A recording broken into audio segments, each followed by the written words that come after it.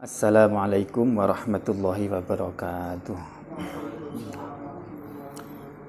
Bismillahirrahmanirrahim. Alhamdulillahirabbil alamin wa bihi nasta'inu ala umuri dunya waddin. Shalatu wassalamu ala asyrafil anbiya'i wal mursalin wa ala alihi wa sahbihi ajmain. Amma ba'du fala haula wala quwwata illa billah.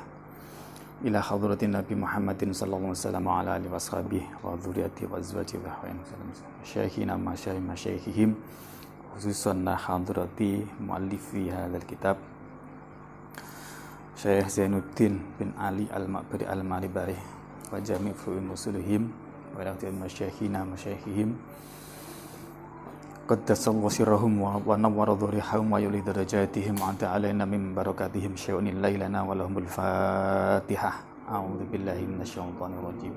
Bismillahirrahmanirrahim. Alhamdulillahirabbil alamin. Iyyaka na'budu wa iyyaka nasta'in. Ihdinas siratal mustaqim. Shiratal ladzina an'amta 'alaihim ghairil maghdubi 'alaihim waladdallin. Amin. Bismillahirrahmanirrahim. Qala al-muallifu rahimallahu ta'ala wa nafa'ana bihi wa bi 'ulumihi fid dharain. Amin.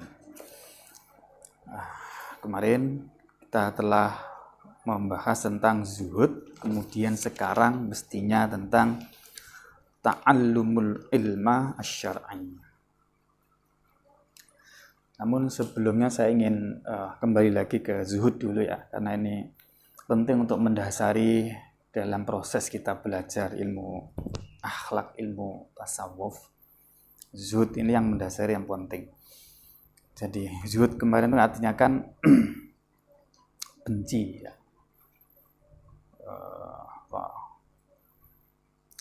Biasa orang mengartikan zuhud itu adalah topo dunyo atau benci terhadap dunia.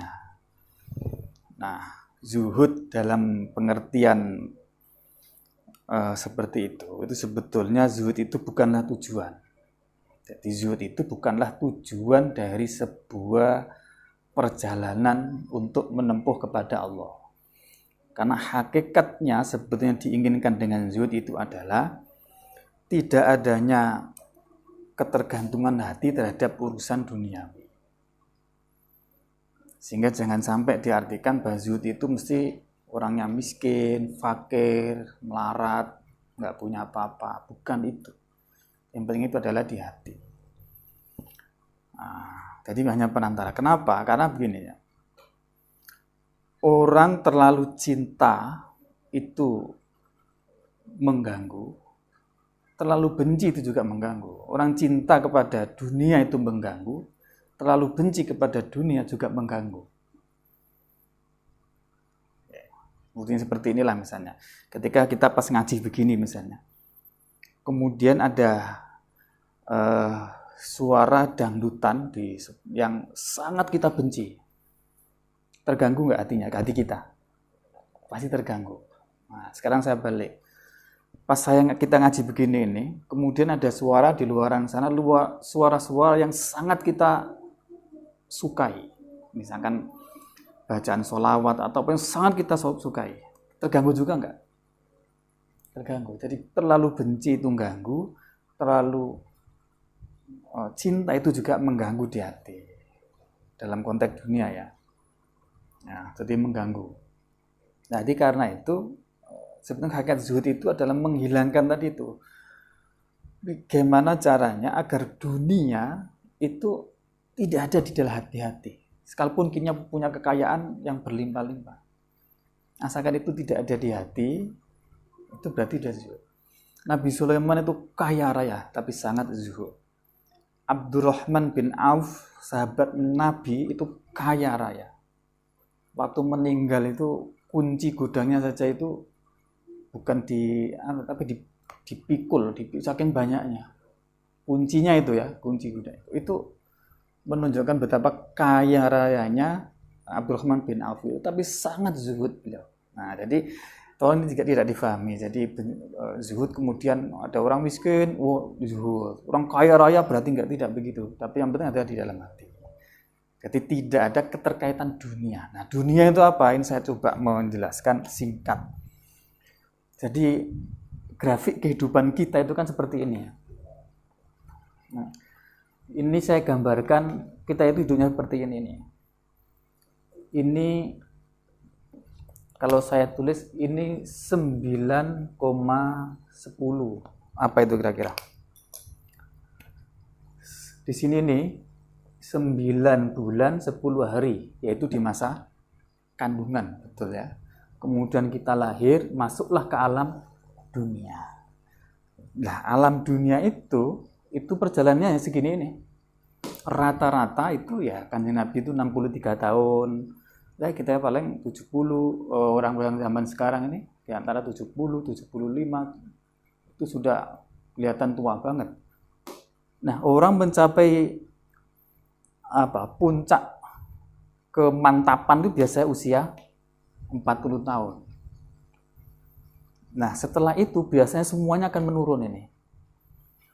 Kemampuan tubuhnya itu semakin menurun. Di dalam Al-Quran kan ada itu. Wa man nu'ammirhu nunakkishu fil khalq. Barang siapa yang dipanjangkan umurnya, kemampuan tubuhnya itu dibalikkan lagi seperti dia lahir. Tentu ya orang tua renta itu kan mandi kadang dimandiin, makan disuapin seperti lahir kan, seperti anak yang kecil. Jadi dibalikkan. Itu kemampuan tubuh fisik manusia.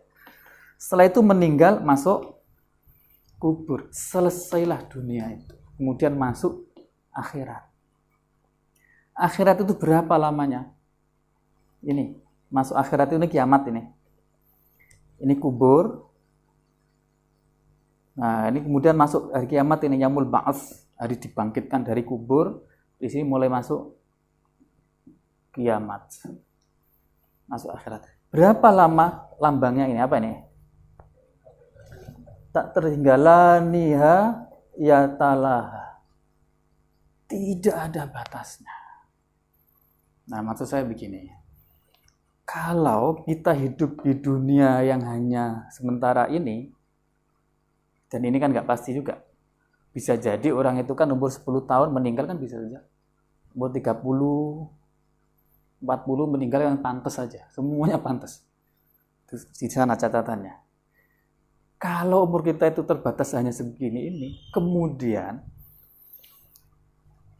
kalau apa yang kita lakukan ini semuanya diorientasikan untuk kehidupan yang di sini, itu kan sangat rugi. Karena yang di sini nanti itu hilang. Setelah masuk akhirat itu yang sini itu hilang. Jadi semua kesenangan apa yang ada di sini itu hilang. Karena itulah kemarin saya sampaikan prinsipnya, hidup di dunia itu apapun yang terjadi di sini itu mesti diorientasikan untuk persiapan ke akhirat. Kalau hanya sampai hidup di sini untuk di sini juga nggak ada bagian untuk akhirat, rugi serugi-rugi. Itulah tadi kemarin wal akhiratu khairu wa abqa. Akhirat itu lebih baik daripada dunia. Lebih baik dilihat dari beberapa aspek. Pertama, dari aspek waktunya aja di sini tidak ada batasnya.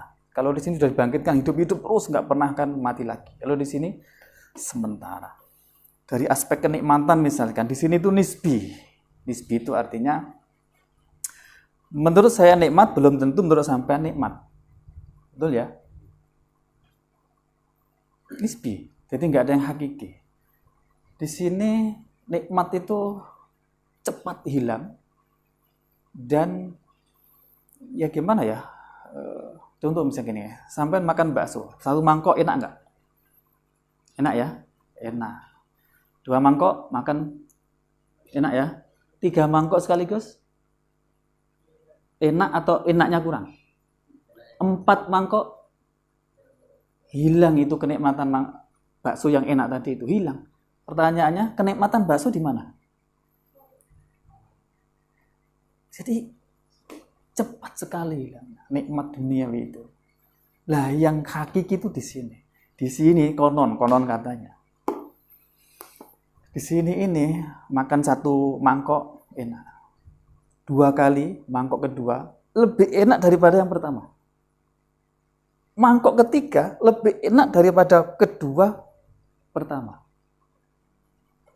Itu yang disebut dengan nikmat hakiki di sini. Nah, pertanyaannya, makanya kalau orang hidup di sini kemudian hanya untuk di sini, tertipu. Di sini ini mestinya adalah dipakai untuk persiapan perantara untuk mencapai bagaimana kehidupan di akhirat. Nah, pandangan sufi, pandangan ngaji kita seperti itu. Makanya di jalan kitab isinya ini semuanya seperti itu. Lah zuhud itu kira-kira, zuhud itu, ini tuh jangan sampai mengganggu dalam proses untuk menyiapkan ke sini. Ini tuh jangan sampai dimasukkan di dalam hati. Jangan dimasukkan ke dalam hati. Karena kalau dunia ini itu masuk di dalam hati, maka kita akan terjebak di dalam melakukan apapun itu yang balik-baliknya itu ke hati tadi itu. Sampai melakukan ibadah pun itu kadang diorientasikan untuk di sini juga. Itu kalau hati itu sudah ada dunianya. Nah, makanya ulama-ulama itu hatinya itu ini dihilangkan, urus dunia itu dihilangkan, yang ada itu hanya mikir akhirat. Sehingga apapun yang dilakukan itu orientasinya itu akhirat. Melakukan ibadah ya untuk akhirat, melakukan urusan-urusan dunia ya untuk akhirat, karena di hatinya itu akhirat, nggak ada dunianya. Nah, zuhud itu di situ maksudnya. Bisa diterima gitu. Ini mendasar sekali, karena dengan ini yang harus pertama kita Oke. Jadi sekali lagi saya sampaikan ya, pokoknya perbuatan apapun di sini ini, kalau sekiranya manfaatnya itu kembali sebelum mati, maka itu dunia, apapun. Sampai sholat Allahu Akbar, biar dianggap orang yang gini, orang ngalim, orang yang khusyuk dan sebagainya. Ada falanya enggak? Enggak ada. Itu adalah urusan dunia. Karena kenikmatannya ya dapat pujian tadi itu, dunia. Di akhiratnya belas. Oke. Sebaliknya, sampai melakukan di sini makan, minum, tidur, tapi semuanya diniati untuk saya tidur dulu biar nanti ngaji kitabnya nggak ngantuk. Baik nggak tidurnya? Kelihatannya tidur, tapi itu sebetulnya perbuatan akhirat. Makan biar sehat, nanti kalau sehat ngajinya tenang. Kalau lapar kan mulat-mulat nggak konsentrasi, biar tenang tak makan dulu. Makannya baik nggak? Kelihatannya sih aktivitas duniawi, tapi karena niat seperti itu, maka menjadi aktivitas ukhrawi. Jadi pendek kata, mari kita apapun kita lakukan di sini ini, di kehidupan di dunia, semuanya diorientasikan apapun itu. Teman-teman ada yang misalkan sekolah kuliah di yang hukum kemarin siapa namanya? Ya di Trisakti siapa? Itu misalnya pertanyaannya itu duniawi atau ukhrawi? Ayo.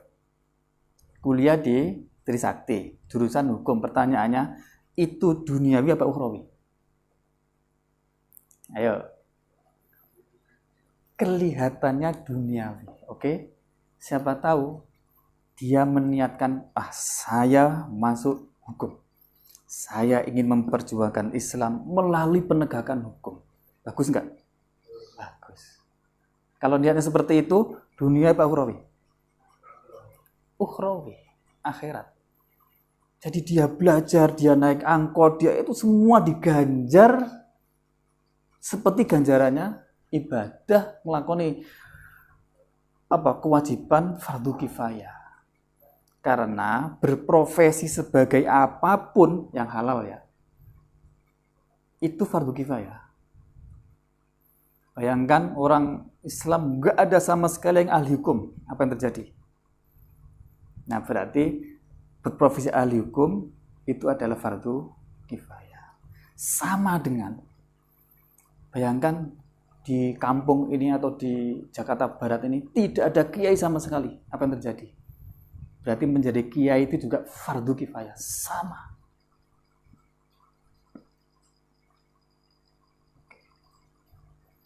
Jadi melihat dunia atau akhirat itu bukan dilihat dari bentuknya, tapi dilihat hatinya. Karena dunia akhirat ada di hati. Pembeda ini antara dunia dan akhirat itu ada di hati. Niat. Maka niat itu sangat berpengaruh. Nah, ini